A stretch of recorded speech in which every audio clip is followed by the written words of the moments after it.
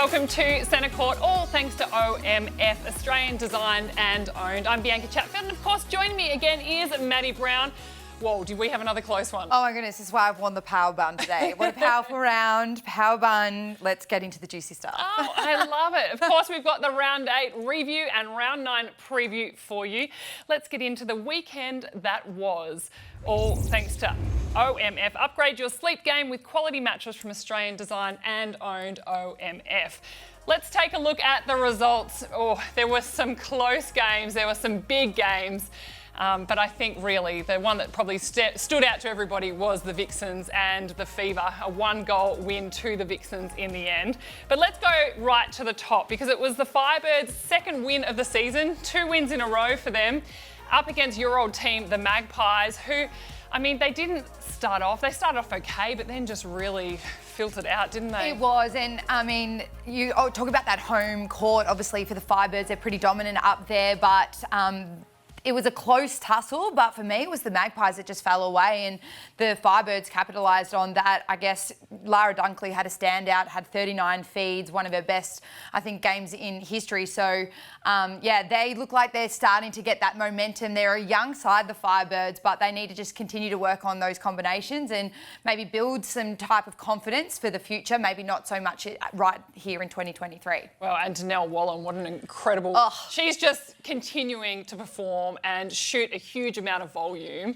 I mean, she's got to be being considered for the Diamonds. Oh, absolutely. And she's obviously played against Jiva Mentor, England Roses. So, you know, you're putting your best foot forward to say, pick me. I can even compete against the internationals on the domestic stage. So, yeah, she'll have to be in consideration because she's putting up the volume and absolutely dominating those defenders. And the Giants and the Thunderbirds was a very interesting game, I thought. The Thunderbirds really got over them in the end. It was a tight tussle, but it was physical. It was. I mean, both of these teams, I think if you had one word to describe them, people would say they come out physical. It's hard hitting, it's intense. You can see even with those quarter scores, like they really fell away in the second half. It was close. We didn't see so much of the super shot too much for the Giants come into play. Usually they can shoot over that 20 in a quarter, but only 9 to the Thunderbirds in the third quarter and 9 to the Giants in the last. So it just showed the defensive effort and even the overall score, 50-54.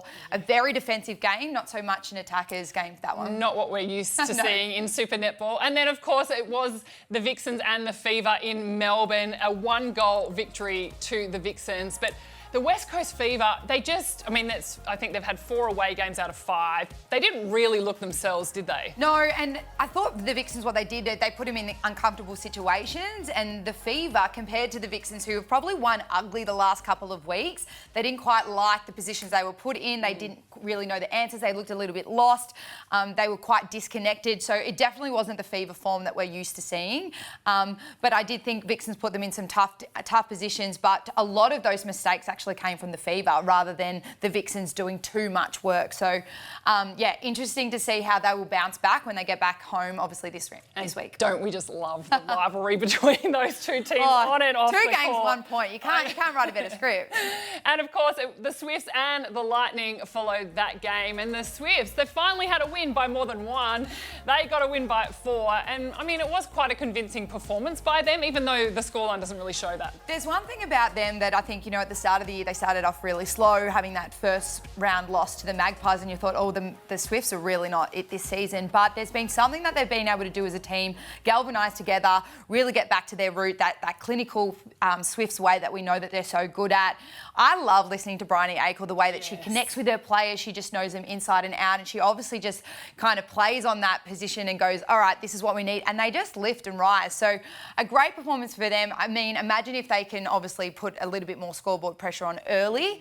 But Romelda Aitken-George has also been an absolute outstanding pick-up for them. So without them, I don't know that they'd even be winning those games. And a great game from Maddie Proud as well. Let's take a look at the ladder as where it sits right now, just before round 9. Of course, the Thunderbirds, they'll be very happy to be sitting there on top. The Fever probably uncomfortable not being up there where we're used to seeing them. The top 4, I mean, looks pretty set at the moment, but there obviously is still chances for some of those bottom 4 to sneak in. Not the Firebirds, but definitely we think the Giants and the Lightning and the Magpies potentially, but anything can happen. Absolutely. I mean, we've seen round after round, week in, week out, like anything is possible in this league. So you've always got to make sure, even right toward the end, you're putting your best performances out there, and it comes down to consistency now. We hear it talked about by the coaches, by the players. Every single game, it's all about that consistent 60-minute effort. Well, that was the weekend that was, all thanks to OMF, Australian designed and owned. And it's now time for Maddie's Minute. I'm going to shut up and I'm going to pass it over to you, Maddie. I love it. Well, I want to go back to one thing that happened in the Vixens and the Fever game. And we'll have a look at a little snippet here. Came in the last shot. We obviously had, looking at the screen, Kawenda had the ball, she shot it, she missed it. Next minute, we hear the umpire call a contact call on Courtney Bruce. Now, the contact call is actually in the 1-point zone, but then we see Kira Austin take the 2-point shot, score it. The game is won by the Vixens by 1 goal. So my question to the people at home is, what can we bring from other sports? That is it a DRS or is it a captain's challenge that we could bring into netball to make sure that in that moment, I would have loved to see Courtney Bruce go, excuse me, I want a captain's challenge, I want a timeout, I want to actually review that, because I don't want to see games being won and lost by just like poor decisions or, you know, technical errors in the end, because this competition is way too strong to be ruling teams out. So yeah, that's what I want to hear from you. So hit us up on socials and tell us what you think. Captain's challenge. Look at that. You are bang on. Oh, I've worked hard. I've worked hard during the week. And you know what? Here's our socials just below that you can check it out at Centre Court Show on Twitter and hashtag Centre Court Netball.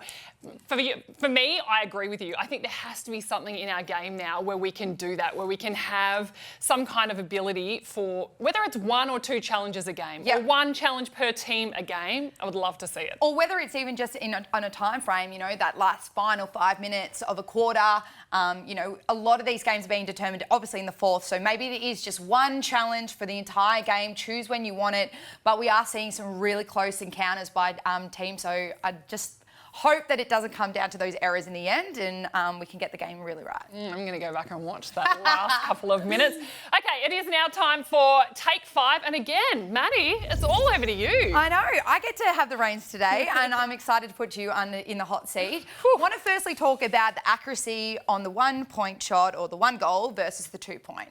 We see Giants throw up the 2-point shot willy-nilly. Do you think they care about the accuracy? Because we talk about 10 minutes and 5 minutes, 1 and 2. How important do you think the accuracy actually is to teams? Well, I don't think the accuracy at the 2 really matters to a lot of teams. But what disappoints me is that you see in the game for the Giants, they got 5 from 20. That's 20 attempts at 2-pointers.